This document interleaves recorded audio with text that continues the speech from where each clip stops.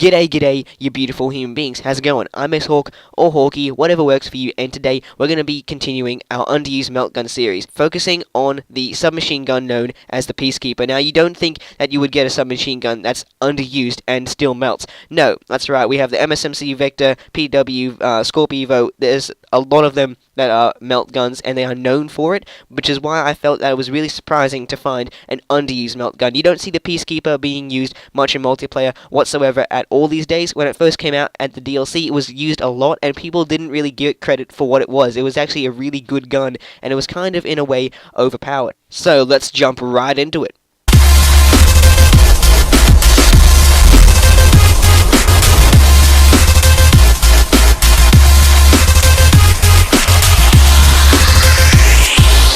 So the Peacekeeper was first put out in the Revolution DLC, which the Xbox people got a week earlier, as they do. I think it was a week or a month, I don't even know. I think it was a week. But anyway, it was first, when it came out, it was overused to the shitters.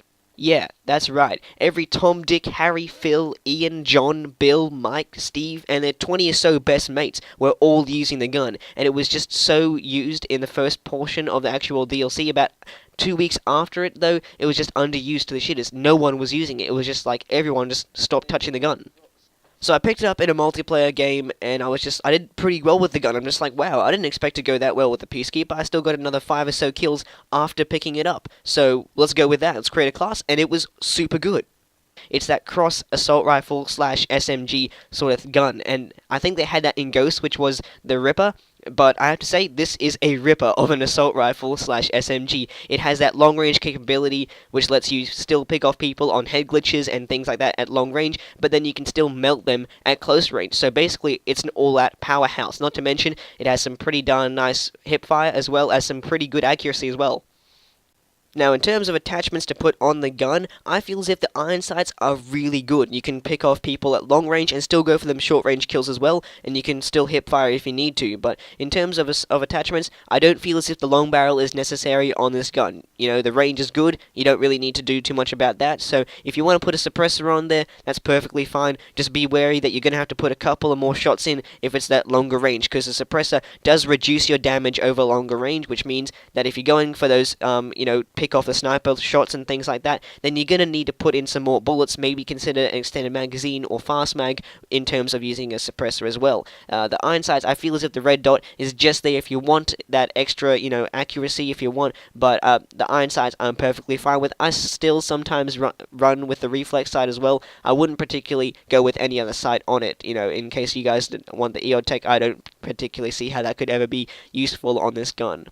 But once again, in terms of attachments on the magazine, like the fast mags or extended mags, it's all up to you. If you want to run and gun and have that fast reload capability, then go with that. Go with fast mags. If you still think that your accuracy isn't the best and you want to make sure that you can get those kills or those desperate kills to keep your kill streak going, then go with extended mags. It's just all up to personal preference in terms of that. But just genuinely, the magazines is up to your choice. The accuracy in terms of reflex sight, if you want to go with that, then go with it. But if you don't want to have that, then I would say some recommended attachments for myself would definitely be quick draw. You want to, make sure that you can get down, aiming down your sight as quick as possible. It could mean the difference between winning and losing that medium range gunfight. And once again, I'm showing you off over here how I'm just killing those people on the tank and boxes area and absolutely demolishing them, still at a medium range with not too many bullets. This gun absolutely melts when it comes to medium range. It is an assault rifle SMG hybrid. If you have some good accuracy, like I do happen to have on medium range, not too much on short range because I just end up spraying the gun, but you can still do some nice kills like that. Turn on over there was dirty.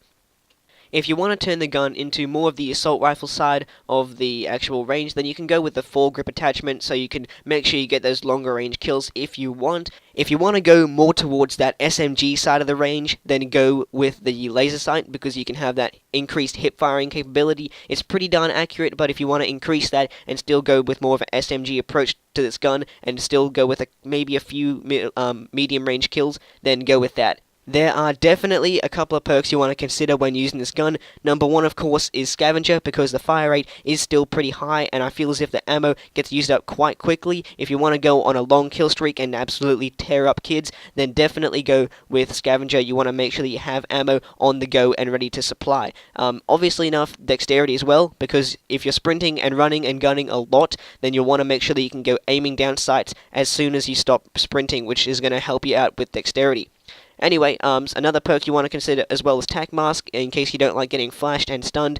So, how are you going to supply all of these attachments and perks to your class with the Pick 10 system? Of course, you could consider taking out and not having a pistol or secondary weapons. You might want to consider also taking out your lethals and tacticals, but I feel as if they'd be quite useful. If you just take out your secondary weapon, then you should have a couple of extra points to use, maybe on some extra perks, or maybe using primary gunfighter to give yourself a couple more attachments if that's what you feel is necessary. But anyway, this is the Peacekeeper. The gameplay is just coming about to an end, and I absolutely go on a tear here, using the Peacekeeper to its fullest, having some nice accuracy on the long range and short range as well.